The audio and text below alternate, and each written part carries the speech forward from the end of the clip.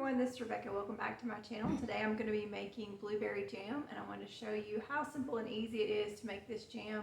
We are at the peak of blueberry season here, and I went and picked some blueberries at my friend's house last night, and they are basically just super ripe and they were almost completely done.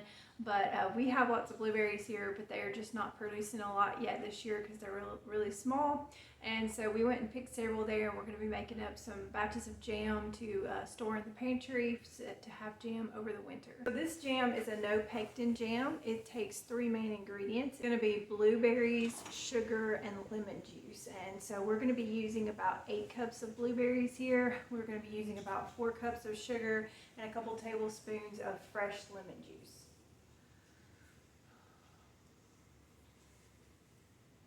And then I've got all my supplies out. You want to have a nice stock pot here. I like this one because it's got a nice wide base on it, along with a wooden spoon. I like this one because it's got the flat top on it. It makes it really good to stir and get everything off the bottom.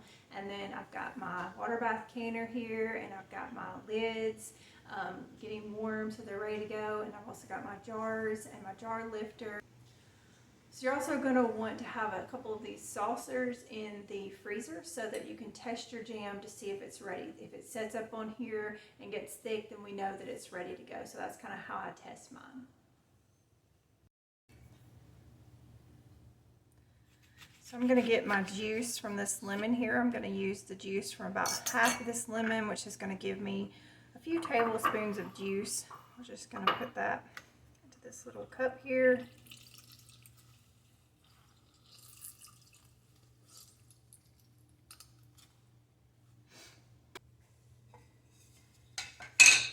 And now we're going to get everything poured into our pan.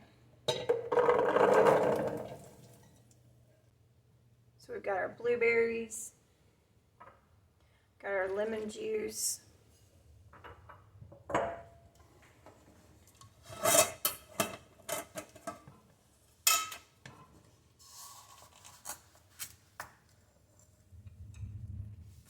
four cups of sugar. It's 1,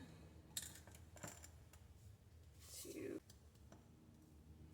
3,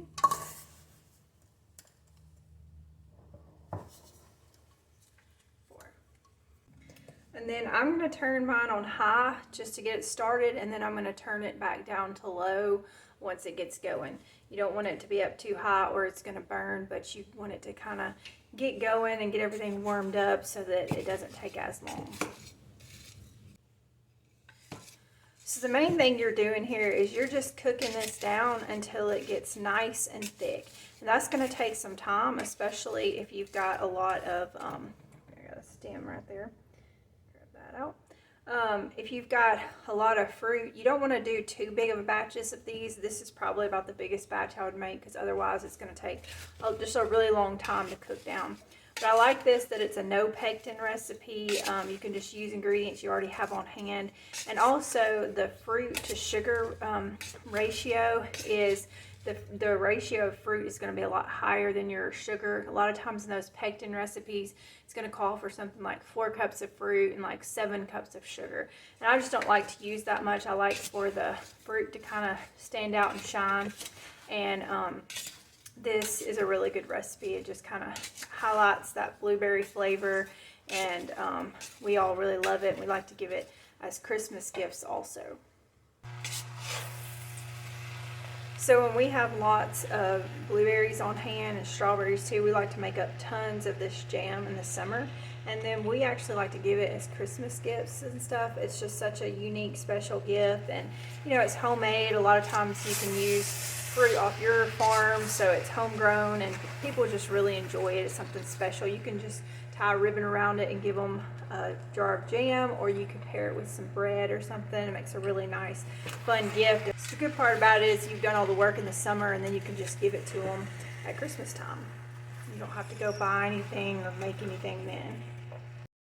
So I'm going to be water bath canning this, and I've got my lids back here in some warm water, just keeping those warm. And then I've got my water bath canner here, and I'm going to go ahead and put some of my jars in there just so they can be heating up and be warm when I put my hot jam in them.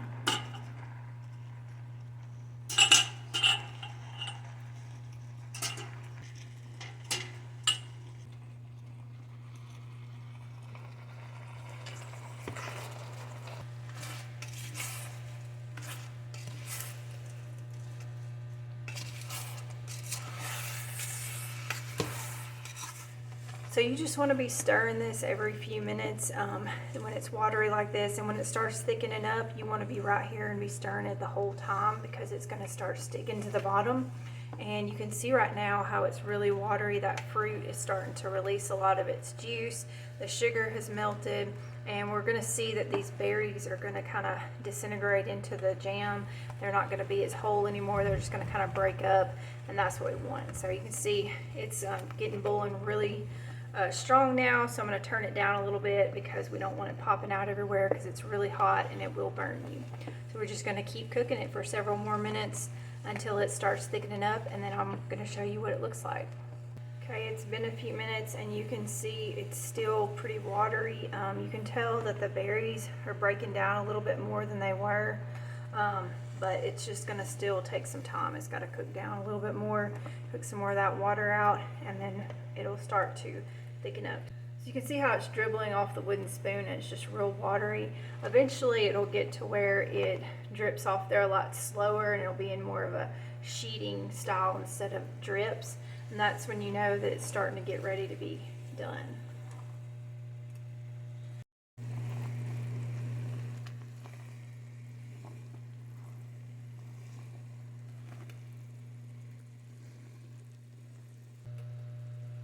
It's been several more minutes and you can still see we're just still waiting on this to thicken up and to break down a little bit. Now I just leave my jam whole like this, and those blueberries are going to break up a little bit more, but we like it like that. Yeah, this, like I said, it just takes a little bit longer than if you're using pectin, and it's one of those things that you're just going to have to figure out what consistency you like it at.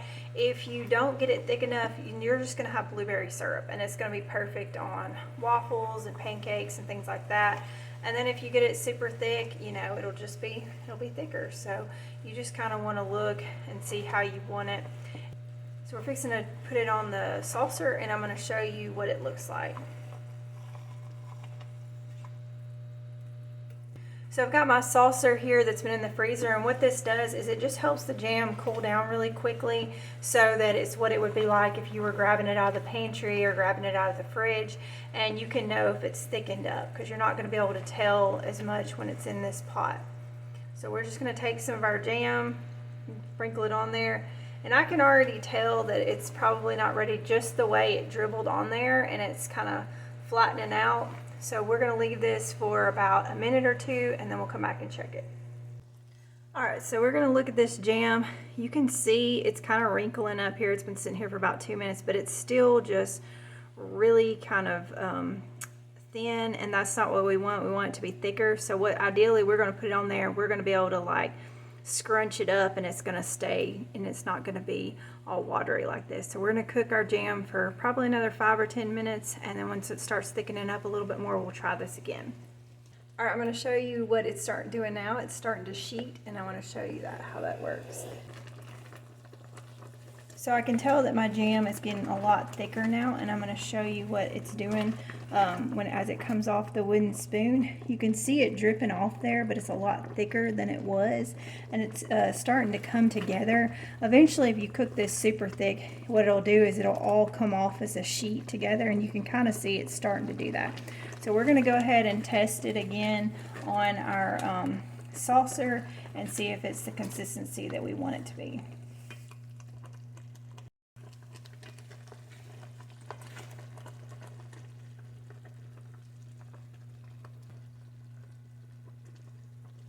See, I can already tell that that's not sliding around as much, and it's a lot thicker. You can see it's thicker on the plate than it was, so we're going to give that about a minute or two to sit, and we'll check it. Meanwhile, I'm just going to turn this down to low and keep stirring it, but you can already tell, you can just see how much thicker and how much it's reduced, and so you can tell that we're getting pretty close. I love making jam. I think it's just one of those things that just kind of takes you back to the olden days. My mom and my grandmother used to make grape jam, so they would go out to my Uncle Reuben's, and he had really good grapes, and they would pick them, and they would make the juice out of it, and they would make grape jam every year, and that was what we normally had. But I usually make strawberry and blueberry for us, so It's a little bit different, but I think it's just a fun time to have multiple generations in the kitchen if you can, working together. It's just, it was always such a fun time for us. And my kids have helped me over the years, try to get whoever's available to come in and help, and we have a good time just storing up stuff in our pantry for the winter. It's really fun. So let's look at this. Let's see what we got here. You see that? See how it's thickened up? So you can see how thick it is on my finger. You can see that it leaves a mark and doesn't come back together when I put my finger through it. So this is getting pretty good. You can do it thicker than this. I don't like to get it too thick, so this is going to be good for me. And we're going to go ahead and start putting it in our jars. Alright, so I got my jars and they're nice and warm here because they have been sitting in this pot. I've got my lids over here, and we're just going to start scooping this up into our jars. And if you didn't want to can this, you could just put this in a jar and stick it in your fridge if you were going to eat it in the next couple weeks or whatever, and it would be fine that way. But if you want this to be shelf stable, you're going to want to put it through a water bath canner, and it's just a pot with water in it, and you just boil it, so it's nothing. I have an actual water bath canner, but it doesn't have to be anything special.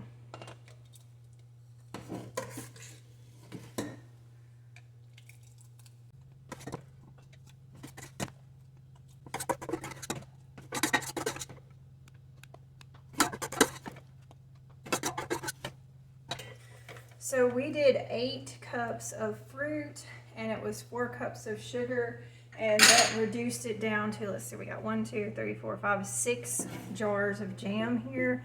So that's pretty good. Like I said, if you cooked it longer, you would have less. You'd have a little bit less, but I think that's a pretty good yield from that amount of fruit. Oops. We're just gonna get all this in here. And then I've got a clean rag here. So what you want to do is you just want to go around these and put your lids on. So I got my rings.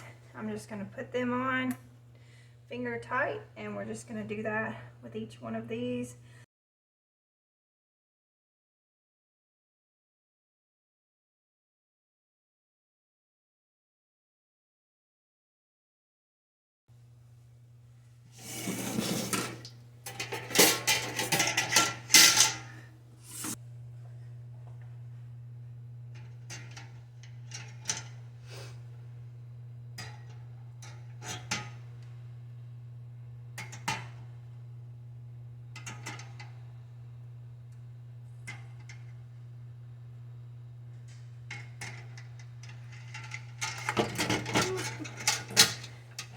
So we're going to cover this with water, and then we'll let it heat up.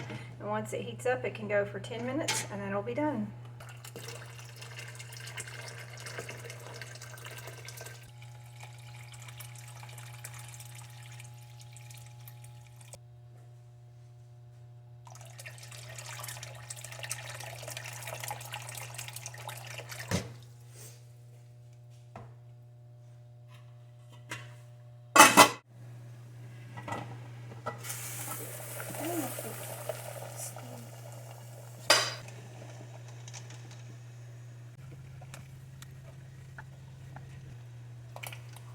You hear them popping already? Yeah.